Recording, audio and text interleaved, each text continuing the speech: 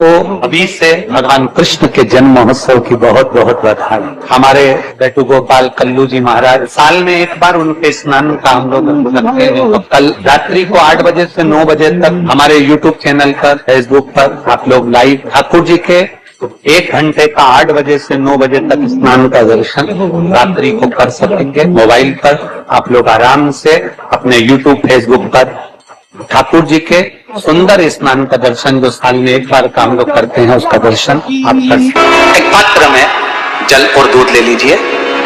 तो कहोगे गुरुजी ये कथा कहां से निकाल के लाए हो? तो विष्णु पुराण में से आप उसको स्मरण कर सकते हो। काय में से? विष्णु पुराण में से।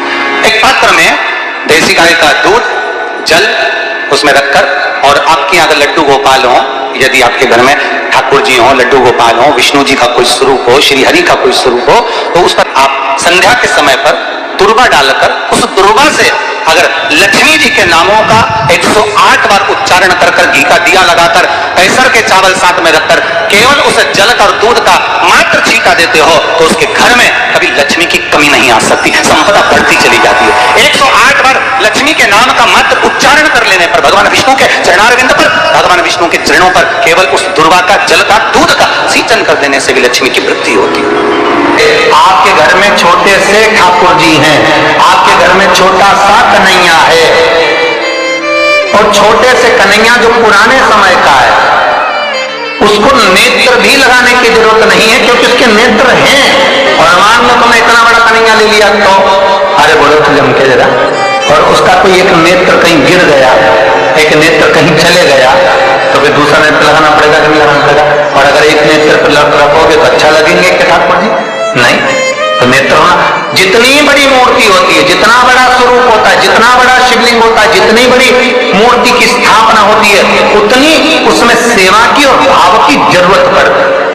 भगवान विष्णु ने जाते हुए शिव बाबा को देखा।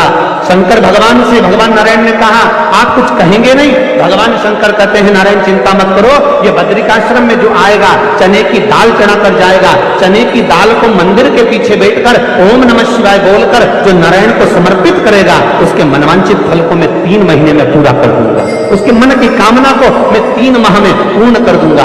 आज भी नियम है, चने की दाल को लेकर जाते हैं, बद्रिकाश्रम के मंदिर के पीछे बैठकर चने की दाल को लेकर ओम नमः शिवाय का जाप करते हैं। 7 बार ओम नमः शिवाय बोलकर चने की दाल वापस घूमकर भगवान विष्णु को समर्पित करी जाती है, तो 3 महीने में मनोकामना पूरी हो जाती है। भगवान की मूर्ति जितनी छोटी होगी उतना सुख देती है, जितनी बड़ी हो जाएगी उतने लाड़ की जरूरत पड़ जाएगी, उतने लाड़ की जरूरत।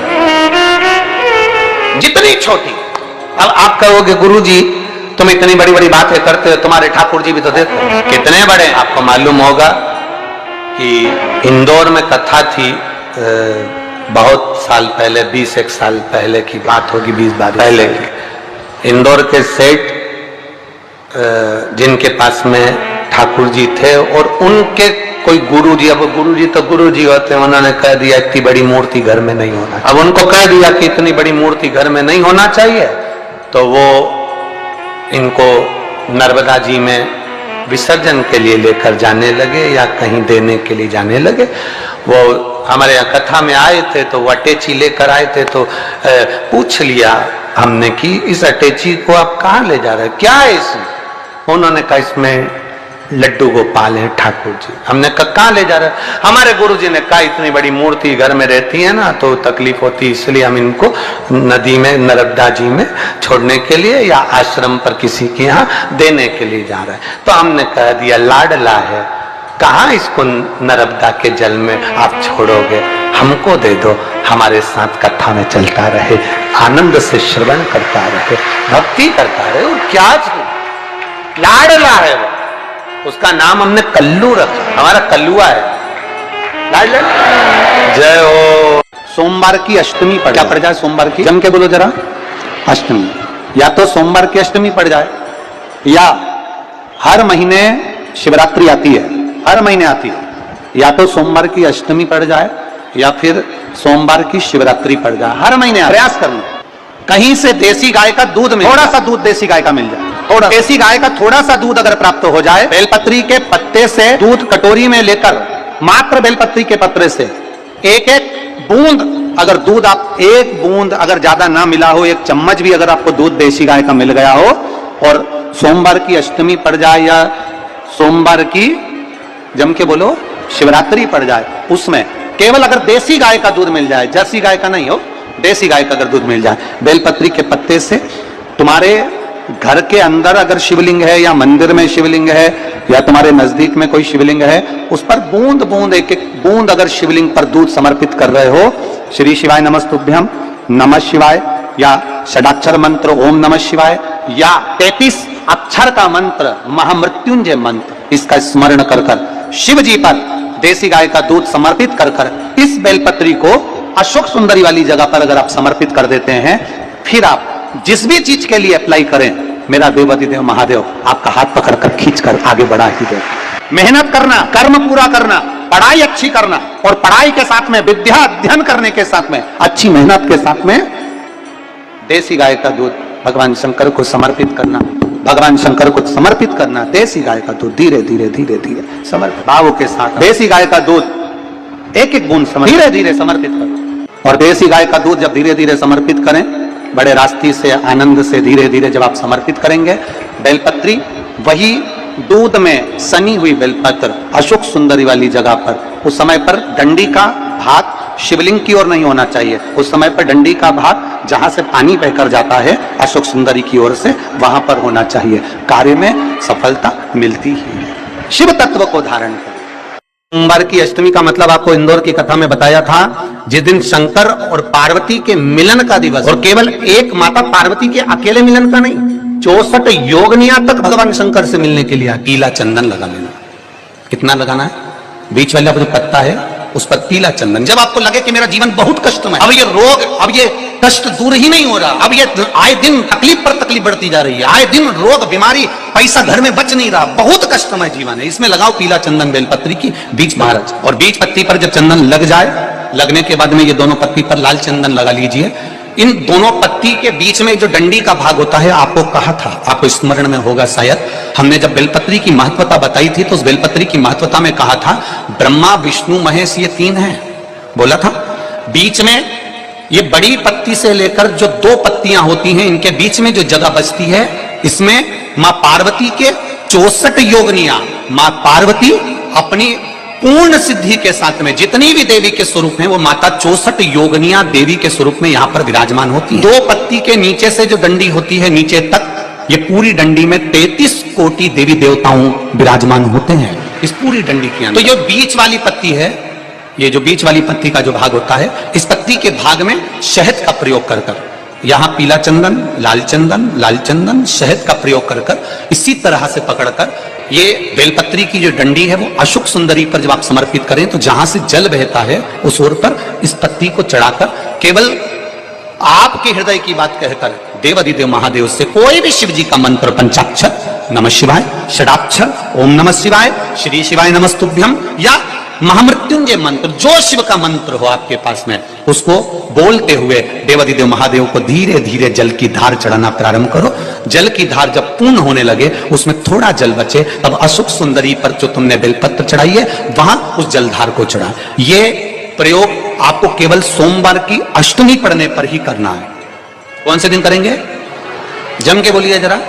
सोमवार की अष्टमी पढ़ने पर यह प्रयोग करें, और जल चढ़ाकर बाबा से विनती कर कर उसी बेलपत्र को वापस उठाकर कहीं जलाशय में या किसी पेड़ के नीचे विसर्जन कर दें, और 1 लोटा जल वहां भी चढ़ा दें। बस निवेदन कर कर आ जाइए, मेरा बाबा 3 माह के अंदर हाथ जरूर पकड़ेगा और आपको दलदल से बाहर निकाल देगा।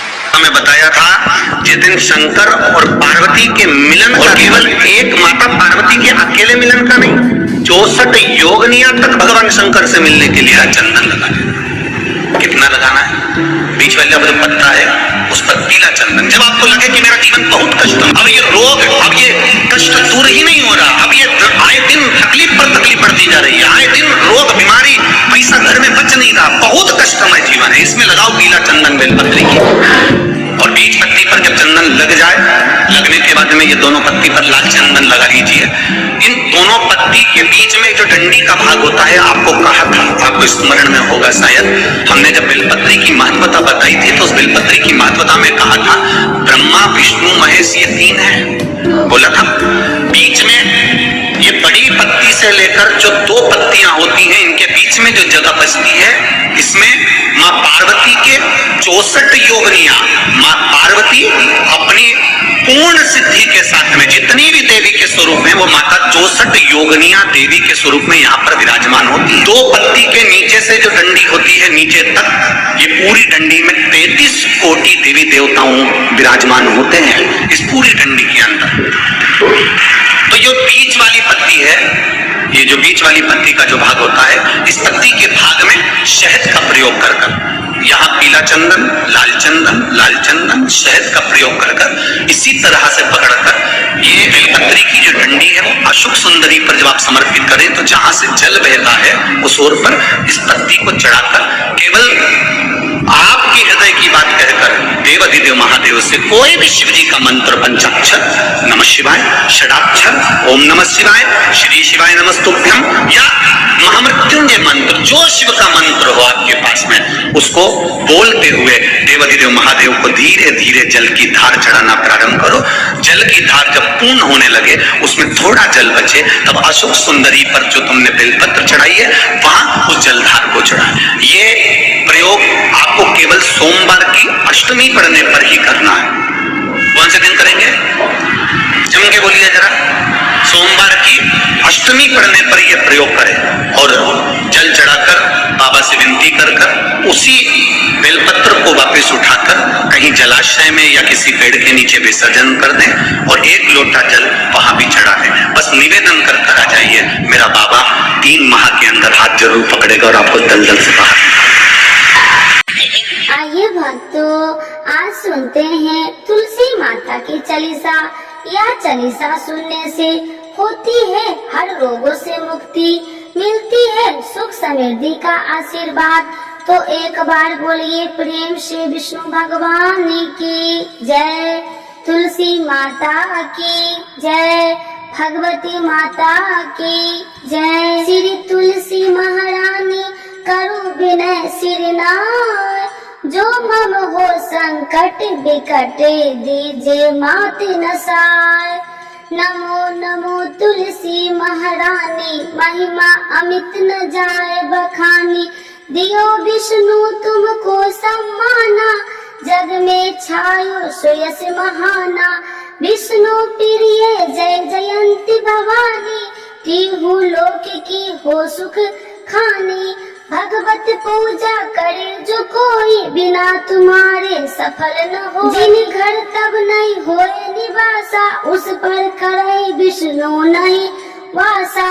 करे सदा जो तब नित्य सुमरन, ते ही के काज होए सब पूर्ण। कार्तिक मास महात्म्य तुम्हारा, जाको जानत सब संसारा। तब पूजन जो करे कुमारी, पावे सुंदर वर सुकुमारी। करे जो पूजा नित प्रति नारी, सुख संपत्ति से होए सुखारी।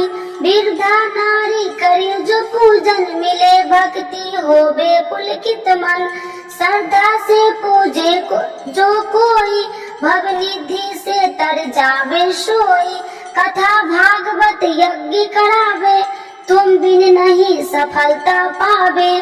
छायो तब प्रताप जग भारी, ध्यावत तुम्हि सकल चितधारी। तुम्हि मात यत्र तंत्र में, सकल काज सीधे होवे क्षण में।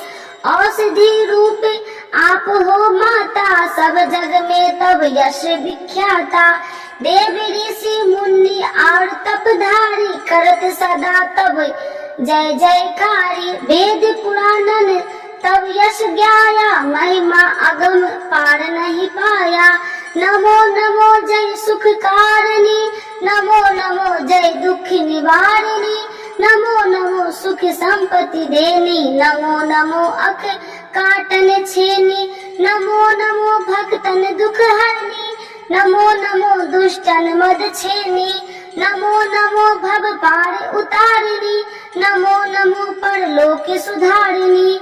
नमो नमो निज भक्तन उबारिणी, नमो नमो जन काज सवारिणी। नमो नमो जय कुमति नशावनी, नमो नमो सब सुख उपजावनी। जयति जयति जयुलसी माई, ध्याऊ तुमको शीश नवाई। निर्जन जानी मोहि अपनाओ, बिगड़े काज आप बनाओ। करू विनय